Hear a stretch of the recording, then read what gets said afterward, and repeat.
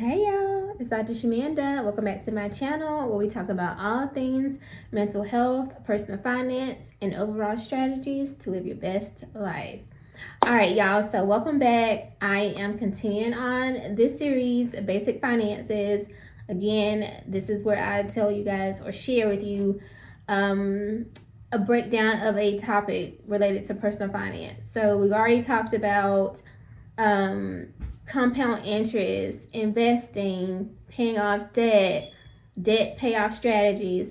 And today I want to talk about more budgeting strategies. So I've already talked about the importance of having a budget and define what a budget is. But today I want to talk about the different types of budgeting strategies that you can use.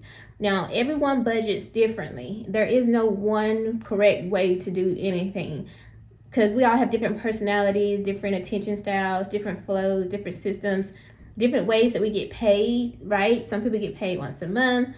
Some people get paid every week, bi-weekly. So you kind of want to adjust it to what's going on in your life. So the whole point is for you to budget, right? To budget. So we don't want you being rigid getting in the way of budgeting at all, right? We want you to budget in some way. So I want to talk to you guys again and share a few different ways that you can budget, and I'm interested to see which one you already use, or if you feel like you might change your budgeting strategy up and try a different method. So let's get into this. So there is one that is not new, but some people use this one. This is called the 50-30-20 rule. And this is when you essentially put aside 50% of your income towards needs. That's rent, utilities, groceries, insurance, the basic needs, things that you have to live off of, right? Then there's 30% that goes to wants, right? So that's eating out, shopping, any type of entertainment, obviously like traveling, things of that sort, buying new clothes. Some might say that goes into the needs category, but it depends on what you got going on. You know what I'm saying? But so 30% goes into that needs. Wants. You have to be real with yourself. Like, is this a need or a want? So that's up to you, right? And then 20% goes towards savings and debt, paying off debt. So your emergency fund, or I call mine my freedom fund, your investments, your savings, like or we've already said savings, but debt payments. So like paying off your car, paying off your credit cards, paying off your student loans, paying off your mortgage, things of that sort. Now you technically could add your mortgage into the needs category. So it just depends on where you want that to fall. But this is a very basic system. A lot of beginners start with this.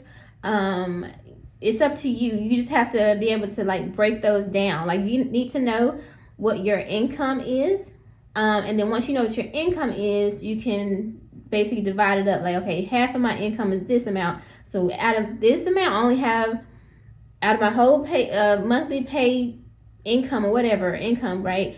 I have, let's say $4,000. So out of $4,000, I have to make all my needs fit $2,000.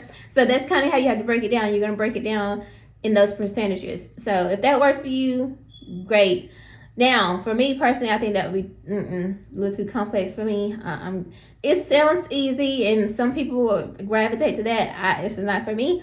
The second one is the one that I use, and this is actually one that Dave Ramsey talks about.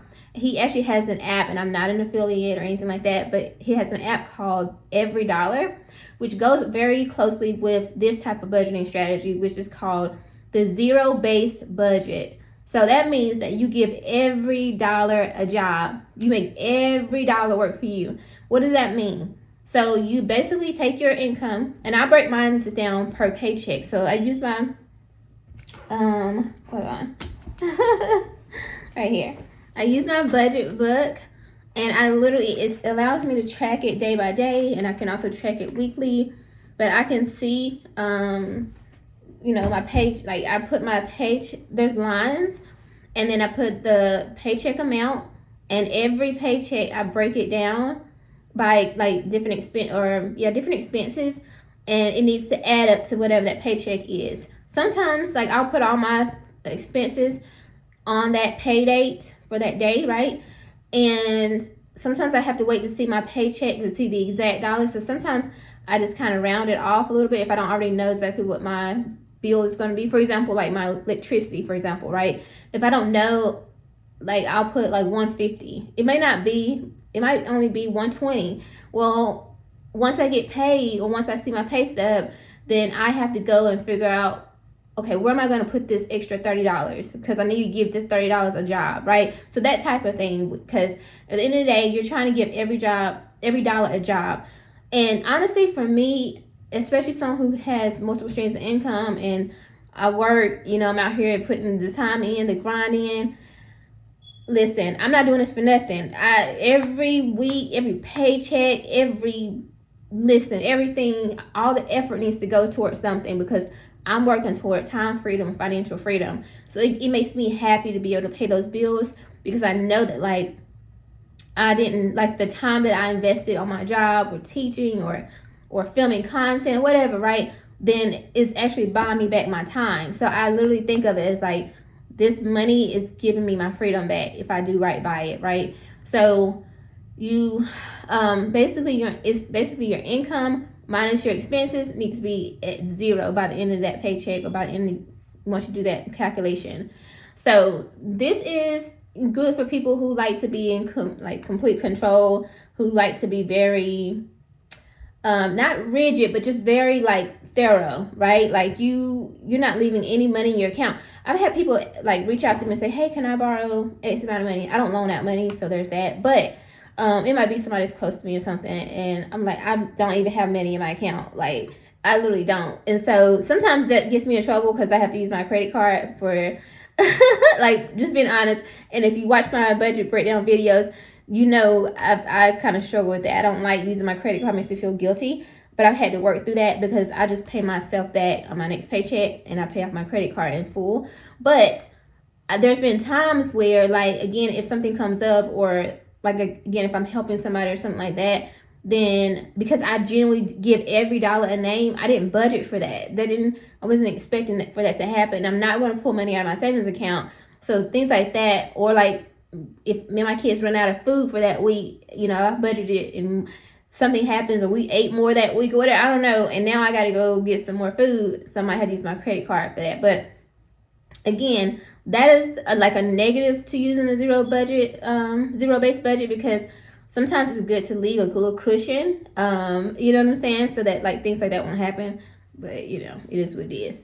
All right, so a third category of budgeting could be the envelope budget. You might see this if you watch personal finance videos on YouTube. You'll see people doing the envelope budget.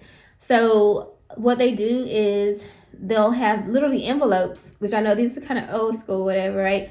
But they'll have envelopes, and they even have like wallets for those envelopes. Like, it's a whole system they have, and it's just amazing. I tried it a couple of times, but I really don't use cash like that, so it doesn't really work for me. I pay everything online and stuff like that. So, but if you are a person who likes to pay stuff in person or write checks and all that, this will work for you. But basically, create these envelopes, and they might put electricity, food, rent, a car payment, whatever, and they literally every time they get paid, they put money into those envelopes. So let's say your light bill for next month is $100. Well, maybe because it's April, so the 2 paychecks out of April, you would have put $50 in, like, on that one paycheck, and from that one paycheck, in the second paycheck, you put another $50. So by the time the next month rolls around, you have the $100 to pay for next month's light bill or electricity. So it's like that. Or food, you might say my budget for food next month is going to be $150. So every paycheck that you get, you're going to put $75 in each of those. Like, if it's for a whole month at 2 pay periods, you're going to put $75 in your envelope each paycheck. So, and it's really interesting and fun to watch. So I definitely encourage you to check out some of those videos. They call them cash envelope stuffing, or something like that. And it's really fun. It's kind of like some ASMR type stuff. You hear them like, rattling the money and putting it in the envelopes. It's just really fun. I think I did one. You might can check it out on one of my playlist videos. I might if I can find it, I'll attach it here or put it in my description. But I did one years ago. This is when I was living in Georgia, like South Georgia, and it was fun. Like I was trying to save up and I was doing something, paying off debt or something, I don't know. But I used it, but it didn't last long because again, I pay everything online and have it auto drafted and stuff like that. So, but if you like that kind of stuff, you want to be hands on, and if this might actually work for you because it's going to force you to really stay on budget. Because guess what? If you only put $150 for food and you better go to the grocery store and you only got $150 and you don't have no credit card, you don't have no money in your account, nothing like that, you're going to have to stay on budget.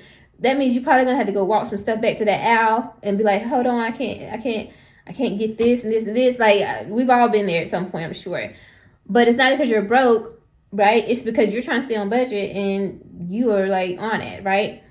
All right, last but not least, I'm going to talk about this one. This is called pay yourself first budget. Essentially, all this means is that you're going to pay yourself first. You're going to put your savings and your investment money first. So before you pay any bills, you automatically deduct 10 or 20% or whatever out of that expense, out of that income, excuse me. So most of the time, the best way to do this is to automate it. So let's say you want to break it down by pay period.